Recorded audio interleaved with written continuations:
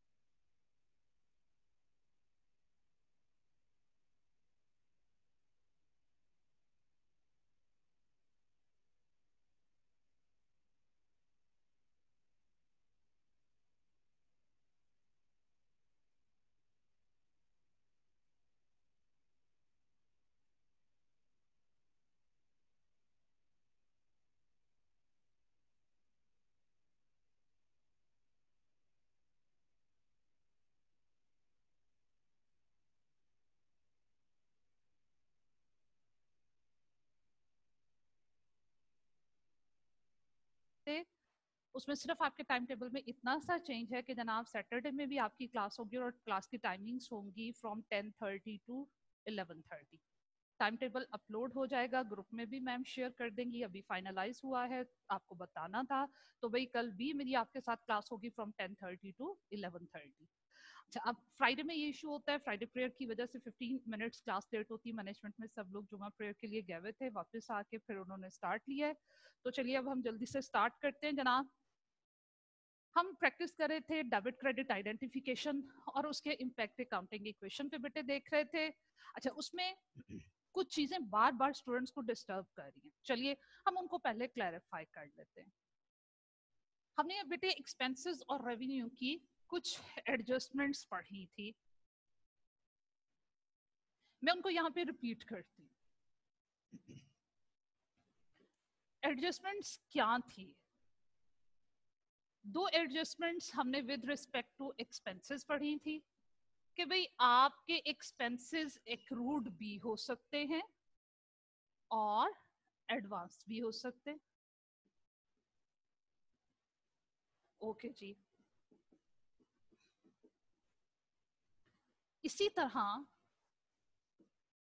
Revenues की बात की थी, तो एक्रूअल सिस्टम ऑफ अकाउंटिंग में इसकी भी दो एडजस्टमेंट्स हमने डिस्कस की थी। मिक्सअप हो जाते हैं आपसे, ये बेटे आपके लेवल का नहीं है, जो कॉमर्स स्टूडेंट्स और ऑनवर्ड भी जाके सम टाइम ये चीजें मिक्सअप हो जाती हैं। तो ऐसे टेबल बना के हम उन्हें बार बार डिस्कस करके अपनी चीजों को क्लैरिफाई करेंगे। जिस तरह आपके एक्सपेंसेस बेटा जी एक्रूड भी हो सकते हैं, एडवांस भी, इसी तरह आपके रेवेन्यूज जो हैं बेटे वो भी आपके एक्रूड या एडवांस हो सकते हैं। आपके एक्रूड एक्सपेंसेस वो एक्सपेंसेस हैं जो कि बेटे पेएबल हैं। क्यों पेएबल है? इसलिए क्योंकि इन एक्सपेंसेस के अंगेंस्ट में हम बेनिफिट ले चुके सर्विसेज की फॉर्म में या गुड्स की फॉर्म में, लेकिन हमने इसके अंगेंस्ट में अभी पेमेंट नहीं की।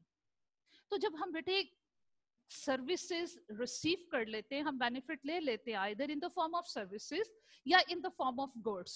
जब हम बेनिफिट ले लेते हैं, एक्सपेंस इंकर्ड हो जाता है, दूसरी तरफ इसका सेकंड इफेक्ट क्या होगा, ये लाइबिलिटी को भी रेस करेगा, क्योंकि हमने बेनिफिट ले लिया, अब हमारी रिस्पॉन्सिबिलिटी है कि इस बेनिफिट के अंगेंस्ट में हम सेकंड पार्टी को अपनी सर्विसेज के अंगेंस्ट में उसको कैश पे करें। तो जितने भी क्रूड एक्सपेंसेस हैं ये पेएबल्स हैं, और जो पेएबल एक्सपेंसेस होते हैं बेटे वो हमारी करंट लाइबिलिटीज होते हैं। ये लाइबिलिटी कब रेज होती है? ये लाइबिलिटी तब रेज होती है बेटे जब हमने बेनिफिट ले लिया, फौरन ये लाइबिलिटी रेज हो जाएगी, लाइबिलिटी का बैलेंस बढ़ जाएगा। और जब हम इन लाइबिलिटीज के अगेंस्ट में पेमेंट कर देंगे तो ये लाइबिलिटी कम हो जाएगी, ये लाइबिलिटी डिक्रीज हो जाएगी। इन एक्सपेंसेस के अगेंस्ट में होता क्या है, जहां पे भी क्वेश्चन में एक्रूड एक्सपेंसेस का उसने जिक्र किया हुआ हो, तो इसका मतलब है कि वो एक्रूड एक्सपेंस है, एक्सपेंस बुक हो चुका, क्योंकि वो एक्सपेंस इनकर्ड हो गया था, सर्विसेज ले ली थी, वो एक्सपेंस रिकॉर्ड हो चुका है, कैपिटल में से माइनस हो चुका है। जैसा अगर आपको याद हो, रेंट की एक एग्जांपल हमने प्राचा एंटरप्राइजेस में रेंट की ट्रांजैक्शन नंबर 4 को डिस्कस किया था। वो कहता है कि टोटल रेंट 6 लाख का है, इसमें से 40% रेंट ऑलरेडी एक्रूड था आपकी बुक्स में। ऑलरेडी एक्रूड का मतलब है हम इसे एक्सपेंस भी बुक कर चुके थे, लाइबिलिटी भी बुक कर चुके थे, हमने दोनों इफेक्ट्स इसके लिए लिए हुए थे। ये लाइबिलिटी कब तक मेरी बुक्स में रहेगी? जब तक मैं इसके अगेंस्ट में पेमेंट नहीं कर देती। तो जनाब ये एक्रूड एक्सपेंस मेरी बुक में था, इसका मतलब है पिछले महीने में हमने इनसे बेनिफिट ले लिया था, लास्ट मंथ में मैं एक्सपेंस रिकॉर्ड कर चुकी, दिस मंथ हमने अब इसकी पेमेंट कर दी, तो इसलिए लाइबिलिटी डिक्रीज हो गई। एडवांस एक्सपेंसेस बेटे इसके बिल्कुल ऑपोजिट है। इन एक्सपेंसेस के अगेंस्ट में क्या है?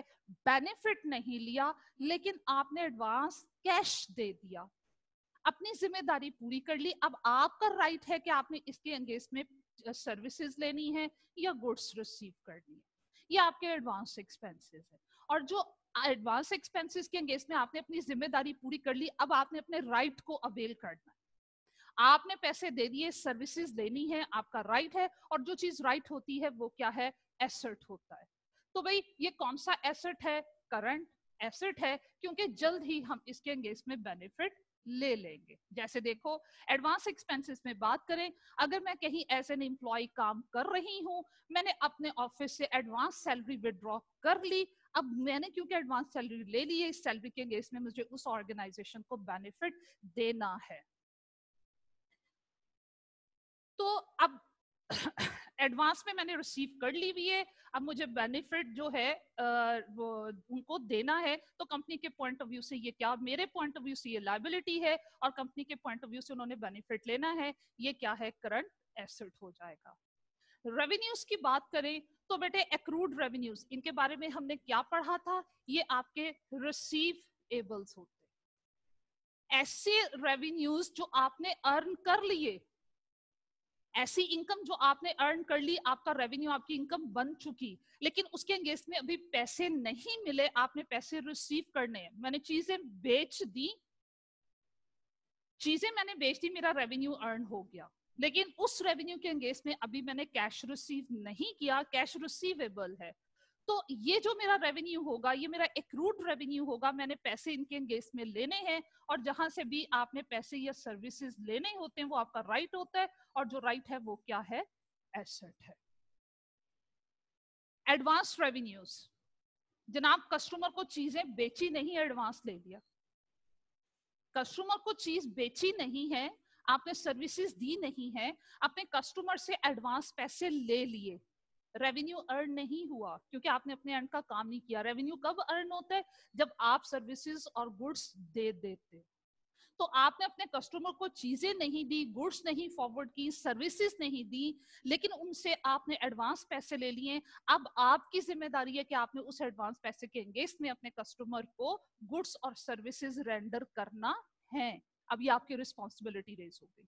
तो इसका मतलब है कि जो एडवांस रेवेन्यूज होते हैं वो बेटे क्या है? Current liabilities.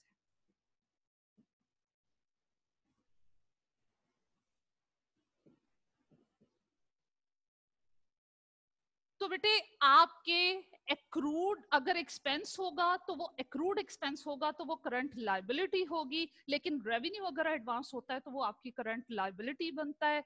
अब इसी तरह एक्सपेंसेस में जो एडवांस एक्सपेंसेस हैं वो आपके करंट एसेट्स हैं, और जबकि एक्रूड रेवेन्यूज जो हैं वो भी आपके करंट एसेट्स हैं। इसमें याद करने का मेथड क्या है? अगर भूल जाए, बहुत दफा भूलता है, बार बार प्रैक्टिस से ये चीजें जहन में आती हैं, तो बेटे एक्रूड ऐसी ट्रांजैक्शंस है जिनके अगेंस्ट में कैश की का एक्सचेंज नहीं हुआ, गुड्स एंड सर्विसेज का एक्सचेंज हो गया, तो इनमें कैश की ट्रांजैक्शन नहीं हुई। अगर ये एक्सपेंसेस हैं तो पेएबल है, अगर ये रेवेन्यूज हैं तो रिसीवेबल है, और जो चीज भी पेएबल है वो लायबिलिटी है, और जो चीज भी रिसीवेबल है वो आपका एसेट है। तो जब एक एक एलिमेंट याद हो जाए, लॉजिक भूल भी जाए, तो बेटे अब देखो इसको याद करने का तरीका क्या है। मुझे मालूम है कि एक्रूड एक्सपेंसेस पेएबल है, वो करंट लायबिलिटी है, तो एक्सपेंसेस अगर एडवांस होंगे तो वो डेफिनेटली क्या होगा? करंट एसेट होगा। अब देखो याद करने का ट्रिक भी बता दिया, और लॉजिकली भी हमने बात कर दी। इसी चीज की बार बार एप्लीकेशन जो है वो अकाउंटिंग इक्वेशन और ऑनवर्ड जर्नल लेजर में भी आएगी। इन पे फुल फ्लैश चैप्टर्स हैं जहां पे जाके हमने इनको डिटेल में पढ़ना है।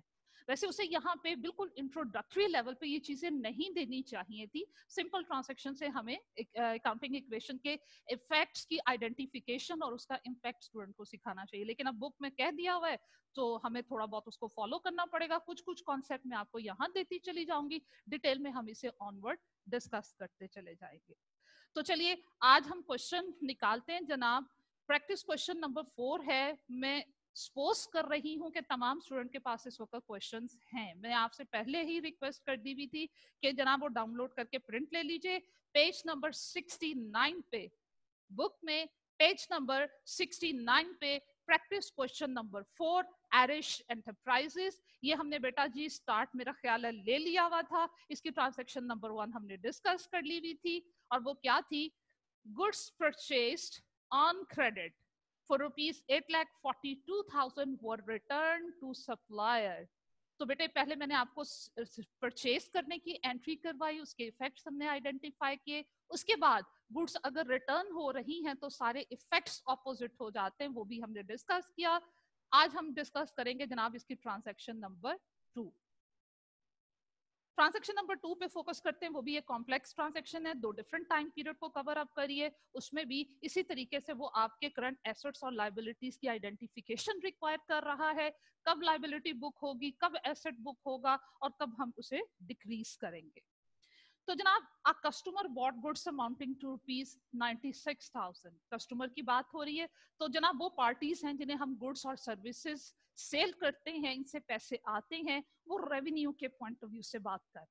तो रेवेन्यू या तो बेटा जी क्या होगा, एक्रूड होगा, या फिर क्या होगा, एडवांस होगा। अगर एक्रूड रेवेन्यू हुआ तो करंट एसेट है, अगर एडवांस हुआ तो वो हमारे पास क्या होगा, करंट लायबिलिटी।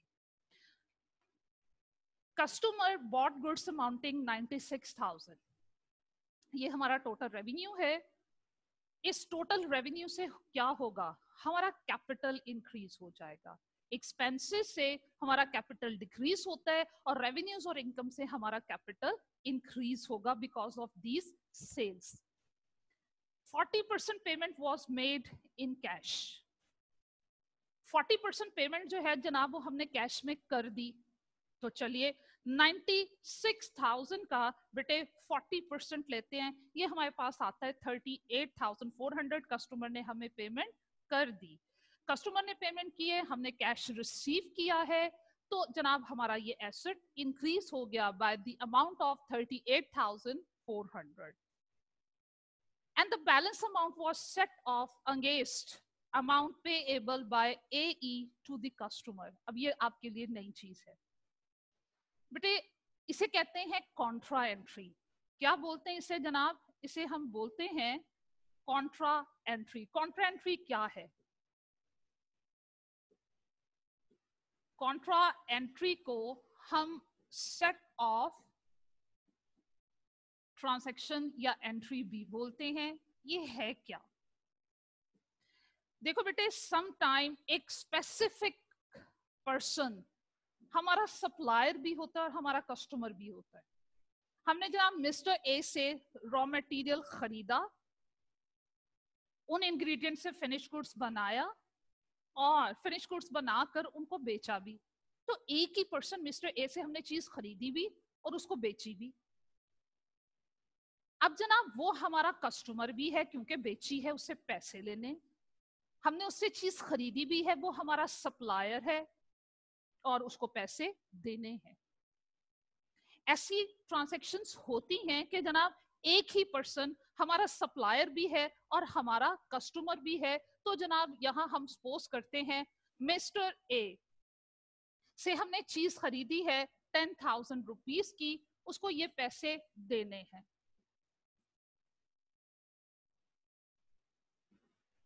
और फिर जनाब हमने उसको चीज बेची भी है, कितने में बेची है जनाब, 13,000 की बेची है, इसलिए उससे पैसे लेने हैं।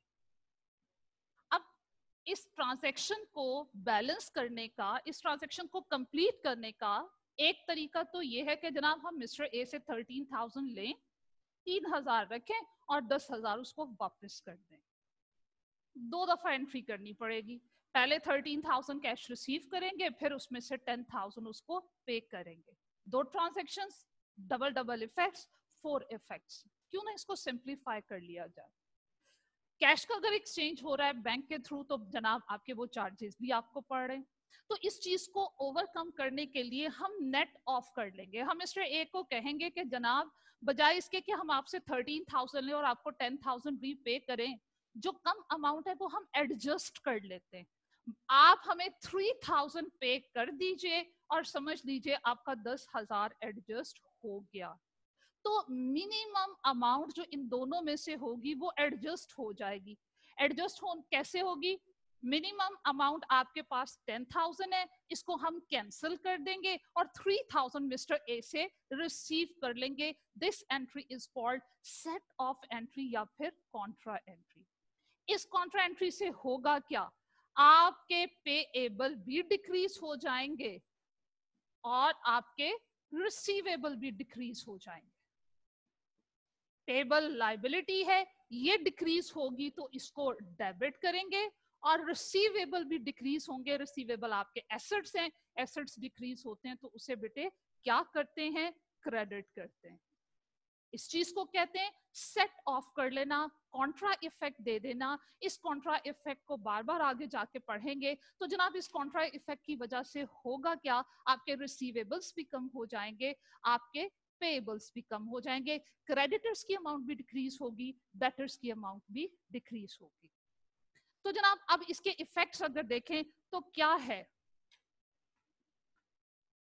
हम क्या करें? अकाउंटिंग इक्वेशन की तरफ चलें।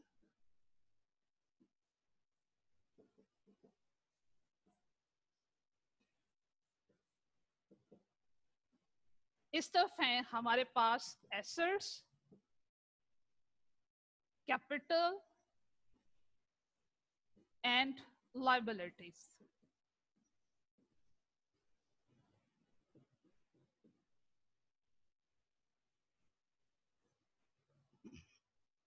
तो जनाब हम इसके इफेक्ट्स देने जा रहे हैं। इफेक्ट्स देते हैं तो क्या है? 96,000 की कस्टमर ने हमसे चीजें खरीदी थी। तो जनाब जब उसने हमसे चीजें खरीदी, 96,000 का रेवेन्यू है, इस रेवेन्यू से हमने अपने कैपिटल को इंक्रीज कर दिया। कस्टमर ने हमें जनाब कैश दिया है, कितने परसेंट उसने हमें कैश दिया है? जनाब 40% कैश दिया है और जब हमने इसका 40% कैलकुलेट किया वो अमाउंट बनती है 38,400। दूसरा इफेक्ट क्या होगा? जनाब हमने इसका काउंटर इफेक्ट ले लिया। काउंटर इफेक्ट से क्या होगा? जो ऑलरेडी हमारी बुक्स में लायबिलिटी स्टैंड कर रही होगी वो डिक्रीज हो जाएगी रिमेनिंग अमाउंट से। और रिमेनिंग अमाउंट हमारे पास बेटा जी कितनी बनती है? 96,000 में से माइनस कर देते हैं 38,400। तो बेटे वो अमाउंट बनती है मेरे पास 57,600 की लायबिलिटी मेरी कम हो जाएगी। अब देखें जनाब दोनों साइड पे इफेक्ट क्या आ रहा है। आपके एसेट साइड पे पॉजिटिव अमाउंट 38,400 और आपकी दूसरी साइड पे कैपिटल लायबिलिटीज की अमाउंट को भी हम नेट ऑफ करें तो आपके पास सेम अमाउंट आती है पॉजिटिव 38,400। अकाउंटिंग इक्वेशन टैली की। अब जनाब डेबिट क्रेडिट में बात करते हैं। कैश आपका एसेट, उसका बैलेंस बढ़ रहा है, उसको क्या करेंगे? डेबिट। कैपिटल 96,000 से इंक्रीज हो रहा है, अगर ये इंक्रीज हो तो उसको क्या करते हैं? क्रेडिट। लाइबिलिटी आपकी डिक्रीज हो रही है बेटे, और लाइबिलिटी के डिक्रीज जब होती है तो उसको क्या करते हैं? डेबिट। लाइबिलिटीज का नॉर्मल बिहेवियर क्रेडिट होता है, अगर इंक्रीज हो तो क्रेडिट करते हैं, डिक्रीज हो तो डेबिट करते हैं। तो देखिए डेबिट अमाउंट में भी मेरे पास 96,000 है, ऐड करके देख लीजिए 38,400 में 57,600 ऐड किया, डेबिट भी 96,000 का और आपके पास क्रेडिट भी 96,000 का। उसके बाद नेक्स्ट ट्रांजैक्शन नंबर 3। इसमें जनाब क्या हो रहा है? अ कस्टमर ओस 3,48,000 टू AE। एरिश एंटरप्राइजेस को एक कस्टमर से 3,48,000 पैसे लेने थे। कस्टमर ओस, कस्टमर ने देने थे ए ई को पैसे 3,48,000। क्यों देने थे? कस्टमर को चीज बेची होगी, क्रेडिट बेसिस पे कस्टमर ने चीज ले ली, पैसे अभी नहीं दिए, हमें अपने कस्टमर की तरफ से मिलना था 3,48,000। हुआ क्या? It is expected that AE would be able to recover 60% and a provision for doubtful debt is to be made for the remaining amount. अब जनाब इस कस्टमर से जो टोटल पैसे आने हैं तो एक उसमें से हुआ क्या, आउट ऑफ 3,48,000 वो कह रहा है कि हमें उससे सिर्फ 60% मिल रहा है। और वो 60% कितना बनता है जरा कैलकुलेट कीजिए, 2,08,800 ये हम एक्सपेक्ट कर रहे हैं कि उससे मिल जाएगा, अभी मिला नहीं है। 3,48,000 कस्टमर से टोटल लेना है, उसमें से 60% हम एक्सपेक्ट कर रहे हैं कि मिल जाएगा। एक्सपेक्टेशन की कोई एंट्री पास नहीं करेंगे, जब मिल जाएगा कैश हमें इतना, वो हम रिकॉर्ड कर लेंगे। ये तो बात हुई बेटे 60% की। What about 40% remaining amount? जो रिमेनिंग 40% अमाउंट है वो हम एक्सपेक्ट नहीं कर रहे, हमें डाउट है कि ये पैसे हमें नहीं मिलेंगे, ये हमारा लॉस हो जाएगा। And the balance amount was set, and a provision for doubtful debt is to be made for the remaining amount. अब कुछ याद आया? हमने एक कॉन्सेप्ट पढ़ा था बेटे, प्रूडेंस कॉन्सेप्ट। प्रूडेंस कॉन्सेप्ट में हमने एक बात की थी, अब देखो उसकी एप्लीकेशन आई है। मैं रिपीट करती हूँ वो प्रूडेंस कॉन्सेप्ट हमें क्या कहता है कि हमने अपने प्रॉफिट्स को ओवर एस्टिमेशन उसकी नहीं करनी। प्रॉफिट को ओवर एस्टिमेशन से बचाने के लिए हमने अपने रेवेन्यूज को और एसेट्स को ओवर एस्टिमेट नहीं करना, एक्सपेंसेस और लायबिलिटीज को अंडर एस्टिमेट नहीं करना। और इसकी एप्लीकेशन कैसे की जाएगी? इसकी एप्लीकेशन जनाब इस कॉन्सेप्ट ने हमें ये सिखाई कि जो एक्चुअल में लॉस इंकर्ड हो जाते हैं हम वो भी रिकॉर्ड करते हैं, क्योंकि वो तो एक्चुअल में लॉस हो गया, बैड डेट्स हो गए, कस्टमर की तरफ से कंफर्मेशन हो गई अगर कि ये पैसे नहीं मिलेंगे, हम रिकॉर्ड करेंगे। लेकिन जो हमारा एक्सपेक्टेड लॉस है उसका क्या करें? वो हम एक्सपेक्टेड लॉस भी बुक करते हैं, वो पहले ही रिकॉर्ड कर लेते हैं। तो यहाँ हम क्या करेंगे? 3,48,000 में से 60% हम एक्सपेक्ट करें कि हमें अमाउंट रिकवर हो जाएगी, 40% हमें रिसीव नहीं होगी।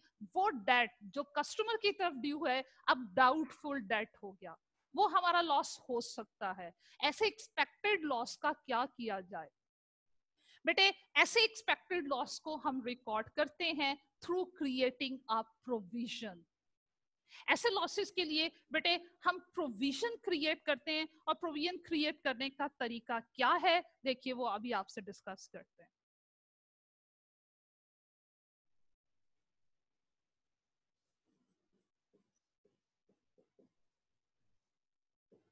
Provision for doubtful debts. देखो बेटे सबसे पहले तो हमने कस्टमर को गुड्स सेल की होंगी, goods sold to customer, same amount suppose कर लेते हैं जनाब हमने अपने कस्टमर को गुड्स सेल किए और उसकी वैल्यू बताई हुई है 3,48,000।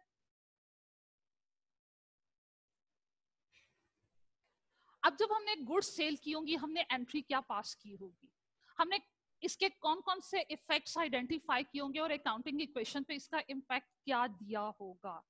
गुड सेल की तो जनाब हमारा रेवेन्यू क्रिएट हुआ और सेल्स को हम कहाँ ले गए?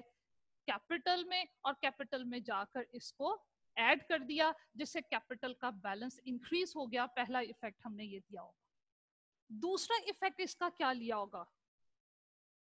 एक इफेक्ट ये हो गया। सेकंड इफेक्ट बेटे इसका क्या लिया होगा? हमने गुड्स सेल की हैं लेकिन कस्टमर, चले यहाँ पे हम सपोज करें साथ में ऑन क्रेडिट है, ऑन अकाउंट है, उधार बेची, हमने कस्टमर को चीज बेची उससे पैसे नहीं लिए, ये हमारी क्रेडिट सेल्स हैं। अब जब कस्टमर को चीज बेच देते हैं, उधार बेचते हैं, पैसे नहीं लेते, तो क्रेडिट सेल्स के अगेंस्ट में एक हेड क्रिएट हो जाता है जिसका नाम क्या है? Receivable account. रिसीवेबल्स क्या हैं? मेरे करंट एसेट्स हैं। रिसीवेबल का टाइटल हम किन के लिए यूज करते हैं? अपने क्रेडिट कस्टमर के लिए ये टाइटल यूज करते हैं। और क्रेडिट कस्टमर को हमने अकाउंटिंग की लैंग्वेज में क्या नाम दिया है? डेटर्स का नाम दिया है। हम अपने क्रेडिट कस्टमर्स डेटर्स के लिए जो अकाउंट ओपन करते हैं उसका नाम है रिसीवेबल अकाउंट। और ये करंट एसेट है। एसेट क्यों है? कस्टमर से पैसे लेने हैं, मैंने अपना राइट अवेल करना है। तो हमने ये इफेक्ट उस वक्त दिए होंगे। जनाब एक इफेक्ट क्या दिया? सेल्स हैं, रेवेन्यूज हैं, हमारे रेवेन्यूज बढ़े और रेवेन्यूज के बढ़ने से हमारा कैपिटल इंक्रीज हो गया, कैपिटल में ऐड कर दिया। अब दूसरी तरफ क्या है? इस रेवेन्यू के एंगेज में हमने अपने कस्टमर से पैसे नहीं लिए, हमारी ऑन अकाउंट सेल्स हैं, उसके एंगेज में रिसीवेबल का हेड या डेटर का हेड क्रिएट हो जाएगा, जो कि हमारे लिए क्या है? एसेट्स हैं। और ये एसेट्स मेरी बुक्स ऑफ अकाउंट्स में तब तक स्टैंड करेंगे जब तक मैं इनके एंगेज में अपने कस्टमर से पैसे नहीं ले लेती। होगा क्या? 3,48,000 या तो 100% रिकवर हो जाएगा, तब भी रिसीवेबल का बैलेंस कम हो जाएगा। और अगर 100% नहीं भी रिकवर हुआ, आपने 80% पैसे रिकवर कर लिए, तब भी रिसीवेबल का बैलेंस कम होगा। बैड डेट्स हो गए, जब भी उसका बैलेंस कम होगा। डाउटफुल डेट्स हैं, जब भी उसका बैलेंस कम हो जाएगा। क्यों कम होगा? रिसीवेबल का मतलब है पैसे लेने हैं। अब आपका कस्टमर कह रहा है कि जनाब 3,48,000 में से 3 लाख ये ले लीजिए।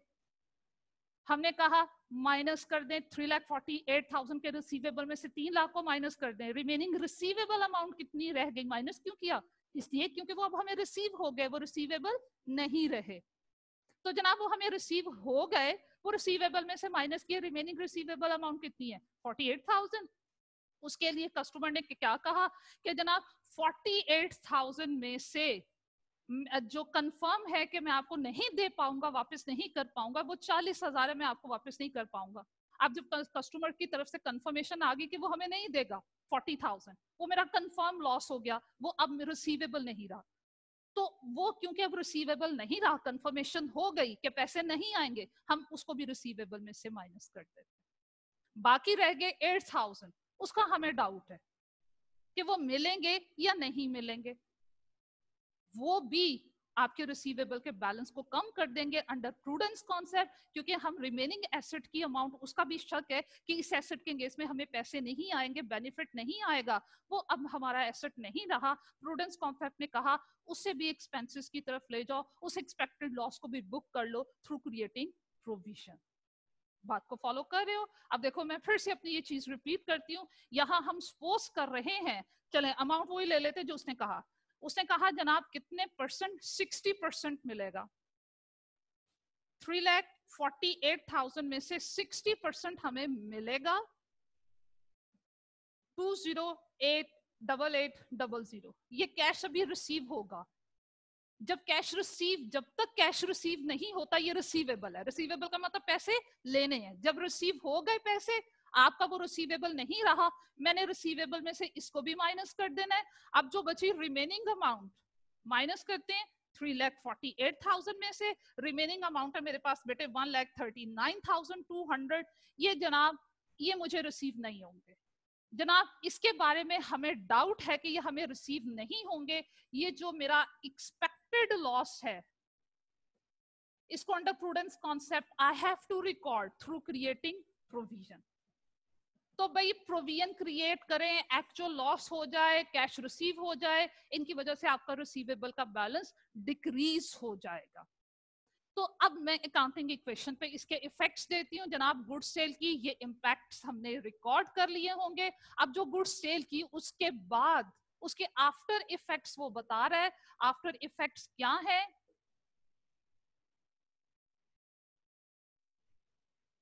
%60 cash to be received and 40% is doubtful.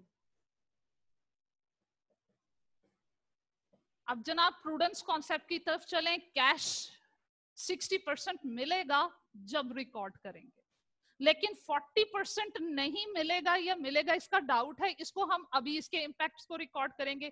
किस तरह? ये देखो, assets equal to capital plus liabilities. ये जब मैंने चीज बेची थी तो एसेट्स की साइड पे मेरा अकाउंट क्रिएट हो गया था रिसीवेबल के नाम से। अब जब मुझे डाउटफुल डेट हो गए कि एक्सपेक्ट कर रही हूँ कि ये जनाब पैसे नहीं मिलेंगे, तो मैंने रिसीवेबल में से इसको माइनस कर देना 139,200। अब क्योंकि ये लॉस है तो इसलिए इसका दूसरा इम्पैक्ट क्या आएगा, ये कैपिटल को रिड्यूस करेगा 1,39,200। देखो दोनों साइड पे इक्वल है। और जो 60% कैश है मैं उसका इम्पैक्ट नहीं दूंगी क्योंकि वो एक्चुअल में अभी रिसीव नहीं हुआ। वो जो एक्सपेक्ट हम कर रहे हैं कि रिसीव हो जाएगा, तो जब रिसीव हो जाएगा हम जब उसको रिकॉर्ड करेंगे। अभी तो हमने एक्सपेक्टेड लॉस का इफेक्ट देना था इस ट्रांजैक्शन में, वो भी अगर प्रूडेंस कॉन्सेप्ट नहीं कहता तो हमने इस एक्सपेक्टेड लॉस को भी रिकॉर्ड नहीं करना था जब तक के कंफर्मेशन नहीं हो जाती। लेकिन because of prudence concept rule हमें इसको पहले से लॉस को रिकॉर्ड करना पड़ा। अब लॉस बिकॉज ऑफ रिसीवेबल था इसलिए उसी में से माइनस कर दिया, और लॉस का दूसरा इम्पैक्ट क्या दिया, एक्सपेंसेस और लॉसेस की वजह से कैपिटल रिड्यूस होता है, उसमें से भी माइनस कर दिया। ट्रांजैक्शन नंबर 4, बेटे पहले मैं आपसे ये भी डिस्कस कर लूं ट्रांजैक्शन, उसके बाद आपके क्वेश्चंस लूंगी। ट्रांजैक्शन नंबर 4 में क्या है, ऑनर बेटा बिजनेस से कुछ भी ले जाए उसे क्या बोलते हैं, ड्राइंग्स। और ड्राइंग्स क्या है, नेगेटिव कैपिटल है जो कि आपके कैपिटल के बैलेंस को रिड्यूस करता है। अब इसमें कहते हैं owner withdrew cash 35,000 and goods costing 65,000 for his own use. Owner business से कैश भी लेकर जा रहा है और गुड्स भी विड्रॉ कर रहा है। अब यहाँ पे एक नई चीज जो मुझे आपको बतानी है, ये तो हमें कंफर्म है कि बेटा जी ये ड्राइंग्स हैं। ऑनर बिजनेस से कुछ भी ले जाए, किसी फॉर्म में भी ले जाए, वो ड्राइंग्स है, नेगेटिव कैपिटल है, कैपिटल में से माइनस करेंगे। लेकिन मुझे इससे रेलेवेंट नई चीज आपको क्या बतानी है, वो मैं पहले यहाँ लिख लूं कि जनाब वो कैश भी लेकर जा रहा है, गुड्स भी लेकर जा रहा है।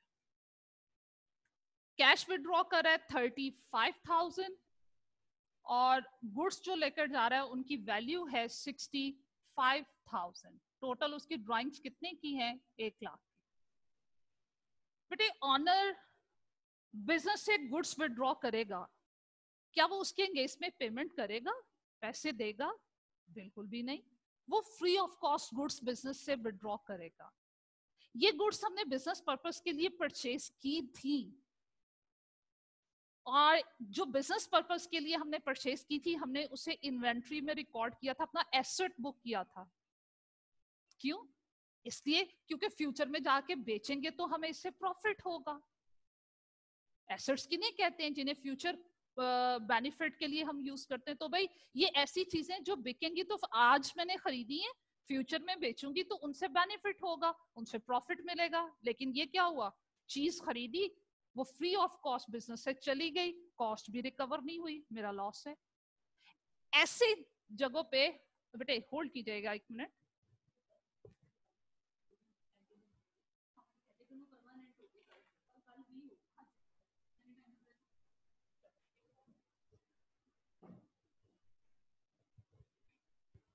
हाँ जी बेटा, मैनेजमेंट की तरफ से रिमाइंडर है कि आपकी कल भी क्लास होगी फ्रॉम 10:30 to 11:30। आज से टाइम टेबल ये चेंज होगा। थर्सडे में अब आपकी इंट्रो की क्लास नहीं हुआ करेगी, सैटरडे 10:30 to 11:30, बाकी टाइम टेबल आपका सेम। अच्छा बेटे, हम ये बात कर रहे थे, ये क्या बात हुई, इन्वेंट्री परचेज की, एसेट खरीदा, एसेट्स में लिख दिया, क्योंकि ये ऐसे रिसोर्सेज हैं जो फ्यूचर में बेनिफिट देंगे। लेकिन बेनिफिट तो दूर की बात, हमारी कॉस्ट भी कवर नहीं हुई। ऐसा कैसे हो सकता है? 3 सिचुएशंस हैं जब बिजनेस से फ्री ऑफ कॉस्ट गुड्स चली जाती हैं और हमें उसके एंगेज में कुछ नहीं मिलता, कॉस्ट भी कवर नहीं होती। ऑनर गुड्स विड्रॉ कर ले, पैसे नहीं देगा। और some time companies advertisement purposes के लिए, मार्केटिंग के लिए अपने कस्टमर्स को फ्री सैंपल्स देती हैं। वो फ्री सैंपल्स जो गुड्स होती हैं बेटे, उन पे कंपनी की कॉस्ट इंक्लूड हुई होती, कंपनी ने खरीदी है या बनाई है फिर ही आगे दे रही है। तो कस्टमर्स को आप फ्री सैंपल्स दे दो, या फिर चैरिटी में सम टाइम दे दी जाती हैं चीजें, डोनेट कर दी जाती हैं। तो बिजनेस में गुड्स तो आई, उस पर खर्चा तो हुआ है, चाहे आपने खुद बनाई या आपने परचेज की, और उनको लिखा भी एसेट्स में कि जनाब फ्यूचर में बेनिफिट लेंगे, लेकिन वो बेनिफिट नहीं दिया, वो फ्री ऑफ कॉस्ट बिजनेस से चली गई। Either given goods given as charity, आपने डोनेट कर दिया, ऑनर ने विड्रॉ कर लिया, गुड्स फ्री सैंपल्स के तौर पे चली गई, या सम टाइम गुड्स का लॉस हो जाता है, चोरी हो गई, थेफ्ट हो गई, तब भी कॉस्ट कवर अप नहीं हुई, हमें फायदा दिए बगैर गुड्स गायब। इन तमाम सिचुएशन में हम एक ही उसका इफेक्ट लेते हैं, और वो क्या है, हम सपोज कर लेंगे कि इन आइटम्स को हमने खरीदा ही नहीं था, अपनी परचेजेस में से ही माइनस कर देंगे। ठीक है, क्या करेंगे इसका, गुड्स, ऐसी गुड्स का इफेक्ट हम क्या लेंगे, देखें।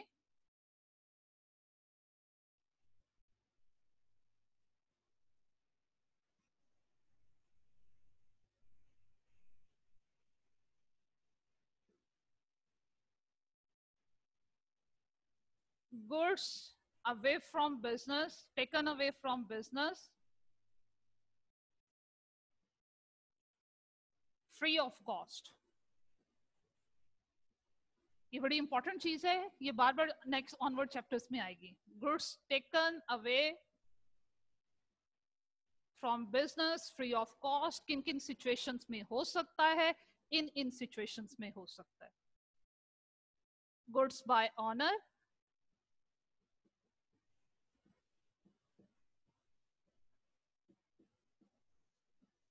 या ऑनर ले गया, या फिर फ्री सैंपल्स टू कस्टमर्स,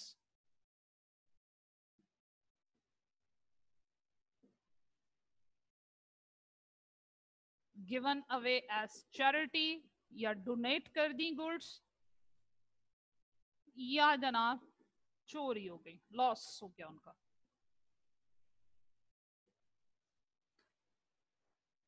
इनके क्या क्या इफेक्ट्स दोगे, एक इफेक्ट क्या होगा और दूसरा इफेक्ट क्या होगा। इन सारी सिचुएशन में आपने क्या करना है, आपने इन तमाम सिचुएशन में कहना है कि गुड्स को हमने परचेज ही नहीं किया था, आप इन्हें परचेजेस में से लेस कर दोगे।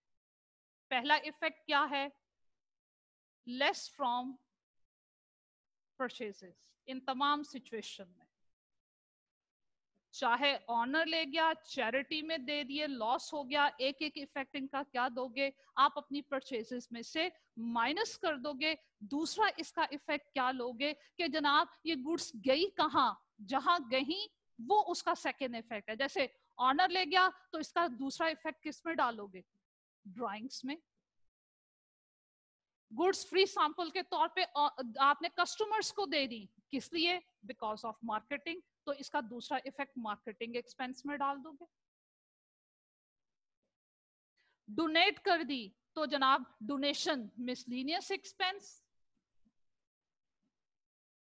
या अगर आपने अपनी बुक्स ऑफ अकाउंट में चैरिटी का अकाउंट या डोनेशन का अकाउंट ओपन किया हुआ है, मिसलीनियस में नहीं डालना तो वहां डाल दीजिए। यूजली एक मटेरियल अमाउंट होती है जो डोनेट की जाती है या चैरिटी में दी जाती है, कुछ लोग नेक होते हैं उसको अलग से शो नहीं करना चाहते, वो मिसलीनियस में डाल देते हैं।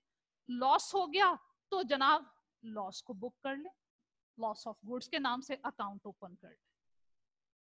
तो यहाँ क्या चीज आप लोगों ने याद रखनी है, जनाब ये चीज आपने याद रखनी है कि बुक जब भी बिजनेस से फ्री ऑफ कॉस्ट गुड्स चली जाएं, एक इफेक्ट तो आपने ये देना है कि आपने कहना है खरीदी नहीं थी, इनको परचेजेस में से माइनस कर दीजिए। और दूसरा इफेक्ट क्या दोगे, दूसरा इफेक्ट रीजन बताओगे ये गुड्स कहाँ गई। ऑनर ले गया तो दूसरा इफेक्ट ड्राइंग्स में, आपने कस्टमर्स को दे दी मार्केटिंग के लिए, मार्केटिंग एक्सपेंस का हेड क्रिएट हुआ होगा, आपने उस एक्सपेंस में इसको डाल देना है। डोनेशन दे दी तो डोनेशन का हेड अगर आपको दिख रहा है, चैरिटी का हेड ओपन हुआ हुआ है, उस अकाउंट में ट्रांसफर कर दें, अलग से अकाउंट नहीं है मिसलीनियस के अकाउंट में डाल दें। सन्ड्री एक्सपेंसेस भी जिनको हम बोलते हैं उसमें डाल दीजिए। अगर गुड्स का लॉस हो गया, चोरी हो गई, आग लग गई, कोई भी रीजन हो गई, इसकी वजह से भी जो आपने गुड्स खरीदी थी उन पे उनकी कॉस्ट रिकवर नहीं हो पाती, आपको बेनिफिट नहीं मिलता, तो आपने उस रीजन को का दूसरा इफेक्ट दे देना है। अब यहाँ पे जनाब ऑनर 65,000 की गुड्स लेकर जा रहा है और 35,000 का कैश विड्रॉ कर रहा है। टोटल ड्राइंग्स उसकी 1 लाख की हैं और ड्राइंग्स का हम अकाउंटिंग इक्वेशन पे जब इंपैक्ट देंगे अपने कैपिटल को रिड्यूस कर देंगे। अब परचेजेस के पॉइंट ऑफ व्यू से बात करते हैं कि जनाब इसका दूसरा इफेक्ट क्या होगा। दूसरा इफेक्ट चले यहाँ लिखा हुआ है, मैं यही आपको बता देती हूँ। इसके दो इफेक्ट, 35,000 के दो इफेक्ट क्या होंगे। एक इफेक्ट तो ये है बिजनेस से कैश जा रहा है, कैश के बैलेंस को मैं कम कर दूंगी। कैश क्या है, एसेट है। 35,000 कैश जा रहा है बिजनेस से, ओके जी, कैश का बैलेंस कम हो रहा है। इसका दूसरा इफेक्ट क्या है, कौन लेके जा रहा है, ऑनर लेके जा रहा है। तो जनाब आप इसे ड्राइंग्स में ऐड कर दीजिए और अल्टीमेटली हमने ड्राइंग्स का क्या करना है, हमने ड्राइंग्स की वजह से अपने कैपिटल को रिड्यूस कर देना है। ये दो इफेक्ट हो गए आपकी कैश ड्राइंग्स के। गुड्स की ड्राइंग्स का आपने क्या करना है जनाब, एक इंपैक्ट तो यही है कि जनाब ये ड्राइंग्स है, ये ड्राइंग्स अल्टीमेटली हमारे कैपिटल के बैलेंस को रिड्यूस करेंगे। और इसका दूसरा इफेक्ट क्या होगा, इसका दूसरा इफेक्ट ये होगा, हम कह रहे हैं कि जनाब आपने क्या करना है, उनको लेस फ्रॉम परचेजेस करना है। परचेजेस क्या है, एक्सपेंस है। और एक्सपेंसेस जब इंकर्ड होते हैं तो बेटा जी हम कैपिटल को डिक्रीज करते हैं। बिकॉज ऑफ एक्सपेंसेस आपका कैपिटल डिक्रीज होता है। लेकिन यहाँ पे क्या हो रहा है कि जनाब परचेजेस को आप कम कर रहे हो, एक्सपेंस के कम होने से इसका दूसरा इम्पैक्ट क्या होगा, एक्सपेंसेस के कम हो जाने की वजह से आपका कैपिटल का बैलेंस इंक्रीज हो जाएगा। तो ये जनाब इसके अकाउंटिंग इफेक्ट्स होंगे। चलिए इसको समराइज करके मैं दोबारा से लिखती हूं। Assets equal to capital plus liabilities. एक तो 100,000 की टोटल ड्राइंग्स हैं, ड्राइंग्स का हेड अलग से हमने अकाउंटिंग इक्वेशन में ओपन नहीं किया हुआ, इसलिए हम क्या करेंगे, ड्राइंग्स का इम्पैक्ट ऑनर के ही अकाउंट में देंगे, कैपिटल अकाउंट को रिड्यूस करेंगे 1 लाख से। अब ऑनर बिजनेस से कैश लेकर जा रहा है, कैश का बैलेंस कम हो रहा है, तो एसेट्स की साइड पे आप अपने कैश को डिक्रीज कर दीजिए। फिर इसके अलावा फर्दर क्या करोगे जनाब, गुड्स बिजनेस से जा रही हैं, हमने अपने परचेजेस को रिड्यूस करना है। तो परचेजेस हमारा एक्सपेंस है, जब एक्सपेंस आपका कम हो जाएगा तो ऑटोमेटिकली आपके कैपिटल का बैलेंस इंक्रीज हो जाएगा। और वो कितने से इंक्रीज होगा, 65,000 से। नेट इफेक्ट इसके क्या हुए, यहाँ पे भी 35,000 आपके पास नेगेटिव आ रहा है और यहाँ पे भी 35,000 आपके पास नेगेटिव आ रहा है। डेबिट क्रेडिट को आइडेंटिफाई करें, एसेट आपका डिक्रीज हो रहा है, एसेट्स डिक्रीज हो तो उनको क्या करते हैं जनाब, क्रेडिट करते हैं। कैपिटल का नॉर्मल बिहेवियर क्रेडिट है, अगर ये डिक्रीज होगा तो डेबिट करेंगे। 65,000 से कैपिटल इंक्रीज हो रहा है तो इसको क्या करना है, क्रेडिट। अब देखिए आपके पास क्रेडिट भी 100,000 का और डेबिट भी आपके पास 100,000 का। तो जनाब ये क्वेश्चन आपका कंप्लीट हुआ। यहां तक कोई क्वेश्चन है, now you may ask.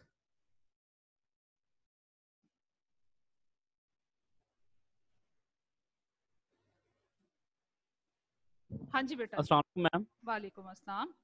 Ma'am ये जो लास्ट पे आपने ये कैपिटल इंक्रीज किया मैम, ये कैसे किया आपने, इसका जरा बता दीजिएगा। देखो मैंने क्या किया कि आपने इसके इफेक्ट्स क्या देने हैं, परचेजेस में से हमें माइनस करना है ना बेटे। जी परचेजेस आपका बिजनेस का एक्सपेंस है, यस मैम। तो जब आप अपना एक्सपेंस कम करोगे ऑटोमेटिकली प्रॉफिट बढ़ेगा। दोबारा बताइए, बताइएगा। दोबारा बताती हूँ। देखो परचेजेस बिजनेस का एक्सपेंस है, यस मैम। ओके। अब इसको परचेजेस में से माइनस करोगे तो एक्सपेंस कम होगा, होगा। ठीक है। एक्सपेंस का कम होने से प्रॉफिट आपका बढ़ जाएगा और प्रॉफिट के बढ़ने से ऑटोमेटिकली कैपिटल इंक्रीज होगा। Yes ma'am. क्लियर हुआ। ये थोड़ा सा और समझ नहीं आ रही इसकी चीज़ की ना, कि क्लियर नहीं है ये बात बिल्कुल हुआ। क्लियर हो गई कि बिजनेस से जब भी फ्री ऑफ कॉस्ट गुड्स चली जाएंगी हम क्या करेंगे? यस मैम, ये तो मुझे क्लियर हो? समझ आ गई है। ये समझ आ गई ना यस कि मैम। एक एक उनका जी। इम्पैक्ट ये देना कि हमने कहना हमने चीजें खरीदी ही नहीं थी, परचेजेस में से निकाल यस दी। मैम। ठीक है, अब परचेजेस यस। के बारे में आपने ये बेटे याद रखना है कि परचेजेस हमारा एक्सपेंस है, यस बिजनेस का मैम। एक्सपेंस है। अब जब ये चीजें खरीदेंगे परचेजेस का एक्सपेंस बढ़ेगा, प्रॉफिट कम होगा, प्रॉफिट के कम होने से कैपिटल भी कम होगा। अब यस मैम। अगर कोई अमाउंट में परचेजेस में से माइनस कर रही हूं तो मैं एक्सपेंस को कम कर रही हूं। जी। ठीक है, एक्सपेंस के कम होने से प्रॉफिट बढ़ता है। ठीक है ठीक है ठीक है। Yes ma'am. ठीक है, और प्रॉफिट के बेटे यस मैम। अल्टीमेटली बढ़ने से कैपिटल बढ़ जाएगा। यस मैम, क्लियर है। क्लियर है? अब और यस कोई मैम। क्वेश्चन? नो अच्छा मैम। सर, चले मैं बाकी स्टूडेंट के भी क्वेश्चन हम ले लें।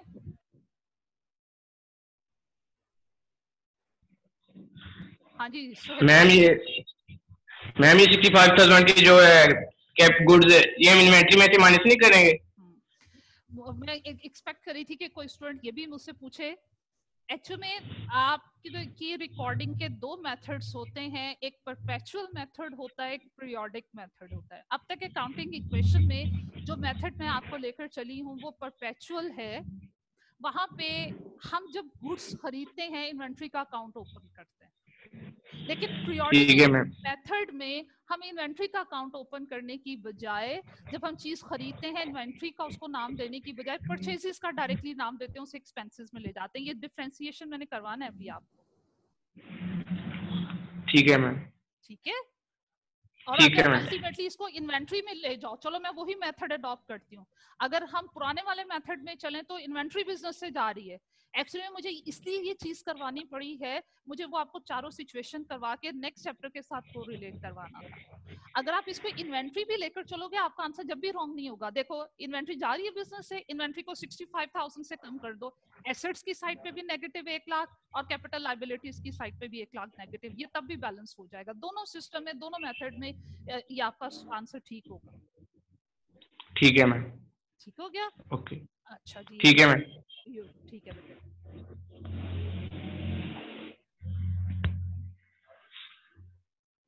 मैं यही एक्सपेक्ट कर रही थी कोई ये भी मेरे से क्वेश्चन करे।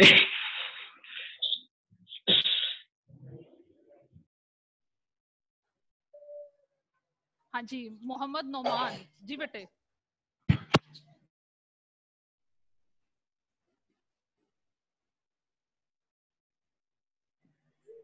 हाँ जी नोमान बोलिए बेटा। अस्सलाम वालेकुम। वालेकुम अस्सलाम। मैम मैंने कहना था इससे प्रीवियस वाली स्लाइड ओपन हो जाएगी 1 मिनट? अच्छा मैं अभी कर देती हूँ। बेटे इसको मिनिमाइज कीजिएगा, स्टूडेंट ने स्लाइड देखनी है। This one? जी मैम। हाँ पूछिए बेटे इससे रेलेवेंट।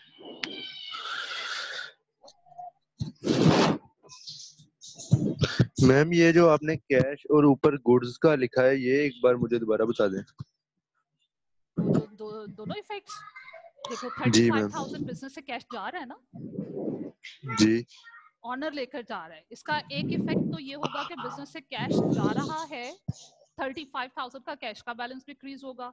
कहाँ जा रहा है ये उसका दूसरा इफेक्ट है। भाई ऑनर लेके जा रहे हैं इसका मतलब ये ड्राइंग्स है, तो ये उसका दूसरा इफेक्ट हो गया। ड्राइंग्स आपका नेगेटिव कैपिटल है, वो आपके ऑनर की इन्वेस्टमेंट को डिक्रीज करता है, इसलिए हमने ड्राइंग्स को क्या करना है अपने कैपिटल में से माइनस कर देना है। और जो गुड्स हैं 65,000 की, पुराने मेथड से ही चलना है तो क्या है 65,000 की इन्वेंट्री बिजनेस से जा रही है, आप एसेट्स की साइड पे उसे इन्वेंट्री में से माइनस कर दो। अगर आपने ये इम्पैक्ट नहीं दे, आप क्या करोगे, या उस पे ये इम्पैक्ट दोगे कि इन्वेंट्री को आप 65,000 से कम कर लोगे। एक इसका इफेक्ट ये हो जाएगा, दूसरा इन्वेंट्री कहाँ जा रही है, ऑनर विड्रॉ कर रहा है, तो भाई ये ड्राइंग्स है इसलिए कैपिटल में से माइनस कर दो। जी ma'am, thank you ma'am. You welcome. हाँ जी नेक्स्ट स्टूडेंट।